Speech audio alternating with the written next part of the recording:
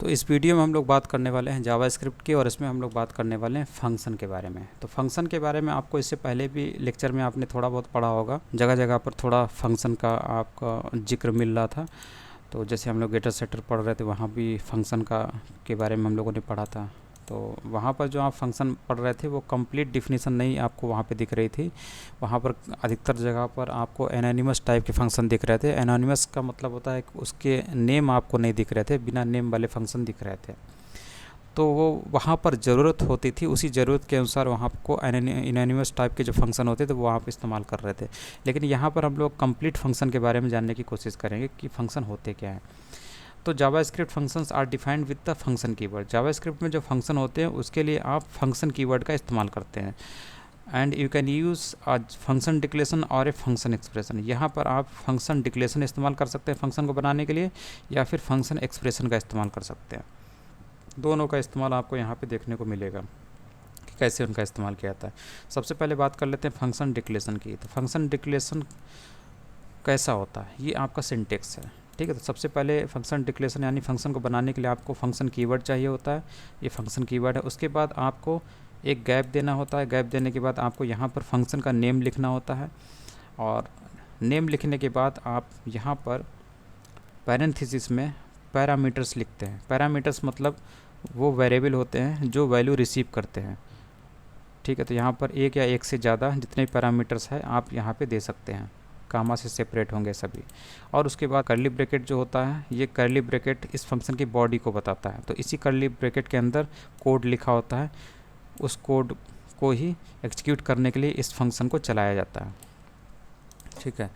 तो इस तरीके से फंक्शन होता है। उसके बाद ये बता रहा है कि जो डिक्लेयर्ड फंक्शन होता है वो खुद एग्जीक्यूट नहीं होता है, इमीडिएटली खुद एग्जीक्यूट नहीं होता है, बल्कि उसे एग्जीक्यूट कराने के लिए उसे जो है कॉल करना पड़ता है, ठीक। तो कॉल करने का मतलब क्या होता है?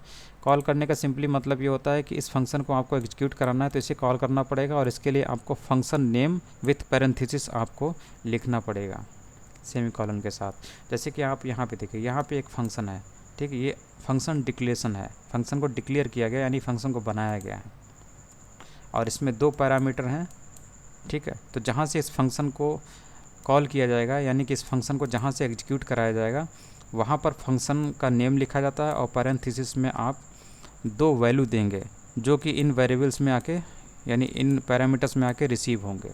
तो वही जो है फंक्शन की कॉलिंग होती है। देख लेते हैं इसको। तो देखिए यहाँ पर सबसे पहले आपका इतना जावास्क्रिप्ट कोड में क्या लिखा हुआ है। सबसे पहले आपने एक लेट कीवर्ड से एक्स नाम का वेरिएबल बनाया, और इसमें आपको दिख रहा होगा फंक्शन का नेम, और पैरेंथेसिस में कुछ वैल्यू दिख रहे हैं। तो ये क्या है? फंक्शन की कॉलिंग है, इसी को फंक्शन की कॉलिंग बोलते हैं, और इसी के ज़रिए इस फंक्शन को एग्जीक्यूट कराया जा रहा है। फंक्शन की कॉलिंग जब होती है तभी ये फंक्शन एग्जीक्यूट होता है। ये खुद से एग्जीक्यूट नहीं होता है, बल्कि इसे एग्जीक्यूट कराने के लिए इसे कॉल करना ज़रूरी होता है, ठीक है। तो इस फंक्शन को कॉल करना ज़रूरी है। तो इसे कॉल करने का तरीका क्या है? हम लोग फंक्शन का नेम लिखते हैं, और उसके बाद पैरेंथेसिस में हम लोग वैल्यूज़ भी सप्लाई करते हैं। अगर यहाँ पर पैरामीटर हैं तो हमें यहाँ पर उतने ही वैल्यूज़ सप्लाई करने पड़ेंगे, ठीक है। तो जब इसकी कॉलिंग होती है यानी कि अगर कंट्रोल ऊपर से आया तो सबसे पहले यहाँ पर आता है, इसको हल करता है, तो यहाँ पर उसे फंक्शन की कॉलिंग मिलती है। फंक्शन की कॉलिंग मिलती है तो कंट्रोल सीधे तो यहाँ पर आएगा और इसे एग्जीक्यूट करेगा। इसे एग्जीक्यूट करेगा तो यहाँ पर जो रिटर्न किया जा रहा है, ठीक है, ए और बी का जो मल्टीप्लिकेशन है वो रिटर्न किया जा रहा है, ठीक है। तो रिटर्न करने का मतलब ये है कि यहाँ पे जो भी चीज़ रिटर्न कीवर्ड के आगे लिखी जाती है उस चीज़ को उसी जगह पे वापस भेज दिया जाता है जिस जगह से इस फंक्शन को कॉल किया गया है। तो इस फंक्शन को कहाँ से कॉल किया गया है? यहाँ से कॉल किया गया है, ठीक है। तो ये जो रिटर्न के बाद जो ये आउटपुट आएगा ए इंटू बी का, ये वापस जो है इसी जगह पर आके बैठ जाएगा, क्योंकि इसी जगह से इस फंक्शन को कॉल किया गया है, ठीक है। तो यहाँ पर क्या वैल्यू आएगी? रिटर्न के बाद जो ये लिखा हुआ ये वैल्यू यहाँ पर आ जाएगी, ठीक है। और इसमें क्या आउटपुट आएगा? आप देख रहे हैं यहाँ से जब फंक्शन की कॉलिंग हुई थी तो जब कंट्रोल यहाँ पर आया तो क्या लेकर आया? ए में 4 लेकर आएगा, और बी में क्या लेकर आएगा? 3 लेकर आएगा, ठीक है। तो ये जो वेरिएबल हैं ये वैल्यू को रिसीव कर रहे हैं, ये पैरामीटर जो है ये आर्गुमेंट या वैल्यू को रिसीव कर रहे हैं। तो ए में 4 और बी में 3 आ जाएगा, ठीक है, ये वाला। तो इन दोनों का जब यहाँ मल्टीप्लिकेशन होगा 12 होगा, और 12 को वापस रिटर्न कर दिया जाएगा उसी जगह पर जिस जगह पर इस फंक्शन को कॉल किया गया होगा। इस फंक्शन कहाँ से कॉल किया गया? यहाँ से। तो यहीं पर 12 आके बैठ जाएगा।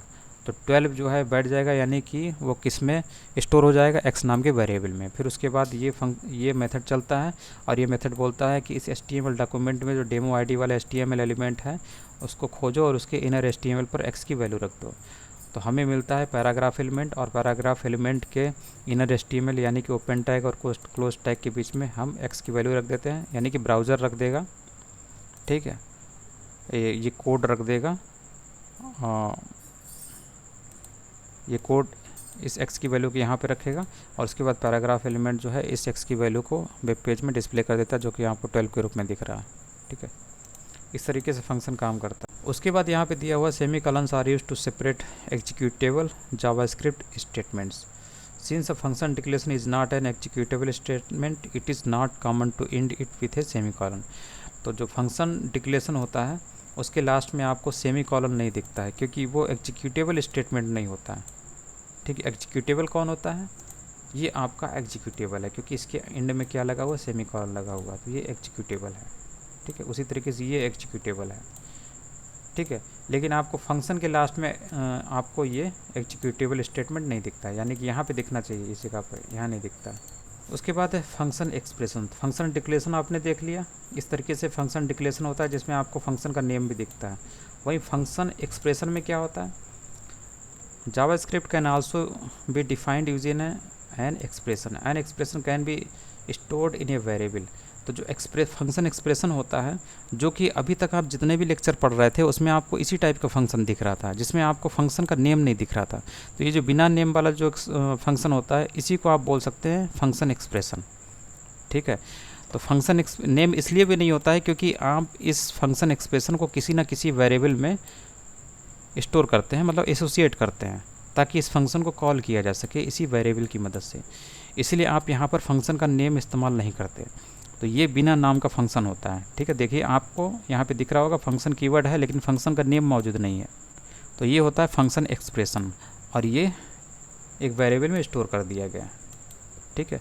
और इसे कॉल करने के लिए आप क्या काम करेंगे, इसी वेरिएबल का इस्तेमाल करेंगे। तो इस तरीके से ये है, ठीक है। तो यहाँ पर ये एक फंक्शन बनाया गया, ये कॉन्स्ट कीवर्ड से एक वेरिएबल बनाया गया, और इसमें क्या डाल दिया गया है, एक फंक्शन को डाल दिया, फंक्शन एक्सप्रेशन को डाल दिया गया। तो ये फंक्शन एक्सप्रेशन कैसे कॉल होगा, इस वेरिएबल की मदद से होगा, ठीक है। तो ये फंक्शन एक्सप्रेशन है, ना कि फंक्शन डिक्लेरेशन, ठीक है। उसके बाद ये document dot gate element by I D demo dot inner HTML, ये क्या होता है, ये बोलता है कि इस HTML डॉक्यूमेंट में डेमो आईडी वाला जो HTML एलिमेंट है उसके इनर HTML पर x की वैल्यू रख दो, ठीक है। तो ये पैराग्राफ एलिमेंट जो ऊपर आपको दिख रहा है, इसकी आईडी डेमो है, इसके इनर HTML वाले पोर्शन पर, यानी ओपन टैग और क्लोज टैग के बीच में इस x की वैल्यू रख देता है। और x है क्या, x सिंपली एक फंक्शन है, ठीक है। एज इट इज़ x, यानी कि इस फंक्शन को ही उठा के ये यहाँ पे रख देता है, ये वाला मेथड, ठीक है। उसके बाद ये पैराग्राफ एलिमेंट उस चीज़ को x की वैल्यू को जो यहाँ पे रखी गई है उसे यहाँ पे डिस्प्ले करा देता है। तो एज इट इज़ आपको पूरा फंक्शन दिखता है, इस तरीके से होता है। अब वहीं अगर आपको ये कॉल करना है तो इसमें आपको एक चीज़ देखनी होगी कि इसमें जो दो वेरिएबल हैं, दो पैरामीटर हैं, इनको आपको वैल्यू पास करनी पड़ेगी। तो पहली बात, इसे कॉल कैसे करेंगे, इसे कॉल करेंगे इस वेरिएबल की मदद से, ठीक है। तो हम लोग ये काम कर सकते हैं। तो आपको क्या काम करना है, ये फंक्शन पहले देखिए क्या कर रहा है। ये फंक्शन दो वेरिएबल, दो यहाँ पर इसके पैरामीटर हैं जो कि दो वैल्यू या आर्गूमेंट मांग रहे हैं, ठीक है। तो फंक्शन की कॉलिंग के साथ साथ हम लोग दो वैल्यू भी सप्लाई करेंगे, और ये फंक्शन हमें रिटर्न क्या देगा, यहाँ पे लिखा हुआ a इंटू बी, दोनों का मल्टीप्लिकेशन ये फंक्शन रिटर्न करके देगा। तो पहले इस फंक्शन को कॉल करके देखते हैं। तो इस फंक्शन को कैसे कॉल करेंगे, इस वेरिएबल की मदद से। तो देखिए यहाँ पर आपको क्या काम करना है, ये वेरिएबल आपने लिखा, यहाँ पर आपको सिंपली पैरेंथेसिस लगाना है, और यहाँ पर ये जो दो पैरामीटर हैं इनके लिए वैल्यू सप्लाई करनी है। यहाँ पर आपको क्या काम करना है, दो वेरिएबल यानी दो पैरामीटर हैं, तो इनके लिए आपको दो वैल्यू यहाँ से पास करनी है। तो आपको 10 पास कर दीजिए, ये जाके इसमें स्टोर होगा, और दूसरा आप यहाँ से क्या पास कर रहे हैं, आप यहाँ से 2 पास कर दीजिए, ठीक है। तो ये 2 जो है इसमें जाके रिसीव होगा। तो इस हिसाब से ये फंक्शन की कॉलिंग होगी। वेरिएबल के ज़रिए आप पैरेंथेसिस लगा के इस फंक्शन को कॉल कर सकते हैं, ठीक। अब कॉल करने के बाद क्या होगा, यहाँ से इस फंक्शन की कॉलिंग होगी, और इसमें ए और बी में वैल्यू भी आ जाएगी और यहाँ पे इस्तेमाल भी हो जाएगा। और फिर उसके बाद रिटर्न कीवर्ड के ज़रिए ये जो वैल्यू आएगी यानी 10 × 2 यानी 20, ये वापस जो है इस जगह से रिटर्न कर दी जाएगी। कहाँ पे रिटर्न की जाएगी? जहाँ से इस फंक्शन को कॉल किया गया होगा। तो इसको कॉल कहाँ से किया गया? इस जगह पर कॉल किया गया, तो इसी जगह पर आके ये वैल्यू बढ़ जाएगी। यहाँ पर आपको क्या मिलेगी? यहाँ पर आपको वैल्यू मिलेगी रिसीव होगी 20, ठीक है। फिर उसके बाद ये वाला जो मेथड है ये इस 20 वैल्यू को कहाँ रख देगा? इस पैराग्राफ एलिमेंट के इनर HTML यानी कि इस जगह पर रख देगा और उसके बाद ये पैराग्राफ एलिमेंट वेब पेज में आपको यहाँ पे डिस्प्ले करके दे देगा। तो अभी आपको यहाँ पे कितना मिलेगा? 20 मिलेगा, ठीक है। ये देखिए 20 मिल रहा है। तो इस तरीके से ये काम करता है। तो ये होता है फंक्शन एक्सप्रेशन। तो इस तरीके से आप फंक्शन एक्सप्रेशन को कॉल करते हैं, वेरिएबल की मदद से कॉल करते हैं। उसके बाद ये यहाँ पर बता रहा है कि ये जो फंक्शन है इसको कॉल किया गया है इस वेरिएबल की मदद से। तो यहाँ पर इस तरीके से हम लोगों ने अभी देखा, ठीक है। और इस कॉल करने के बाद यहाँ से कॉल किया गया है इस वेरिएबल की मदद से। फिर उसके बाद ये जो चीज़ रिटर्न होती है वो यहाँ पर आके बैठती है जो इस वेरिएबल में स्टोर हो जाती है। फिर उसके बाद आप जेड का इस्तेमाल कर सकते हैं कहीं भी। तो function above is actually an anonymous function. यही मैं बता रहा था कि ये जो फंक्शन है जिसमें आपको फंक्शन के बाद फंक्शन का नेम नहीं दिख रहा है, ये एक्चुअल में एनोनिमस फंक्शन है, मतलब ऐसा फंक्शन जिसका कोई नाम नहीं है, ठीक है। तो function stored in a variable do not need function names. तो ऐसा इसलिए है क्योंकि फंक्शन का नेम इसलिए नहीं रखा गया है क्योंकि इसको किसी ना किसी वेरिएबल में स्टोर कर दिया जाता है ऐसे फंक्शन को, इसलिए इस फंक्शन के नेम रखने की ज़रूरत नहीं पड़ी, इसलिए इसको एनोनिमस फंक्शन बोलते हैं। दे आर ऑलवेज इन्वोक्ड और कॉल्ड यूजिंग वेरिएबल नेम। अभी हम लोगों ने देखा कि वेरिएबल नेम के जरिए ही इन फंक्शंस को हम कॉल करते हैं, जैसा कि यहाँ पर कॉल करके दिखा रहा है। उसके बाद the function above ends with A semicolon because it is a part of N executable statement. और यहाँ पर यह भी दिखा रहा है कि जो फंक्शन है ये हमेशा जो है सेमीकोलन से एंड होते हैं, क्योंकि जो एग्जीक्यूटेबल स्टेटमेंट है ये एक एग्जीक्यूटेबल स्टेटमेंट है और उसी का ये हिस्सा है ये फंक्शन, ठीक है। तो एग्जीक्यूटेबल जहाँ पर स्टेटमेंट रहता है वहाँ पर हमें ये वाला सेमीकोलन लिखना पड़ता है।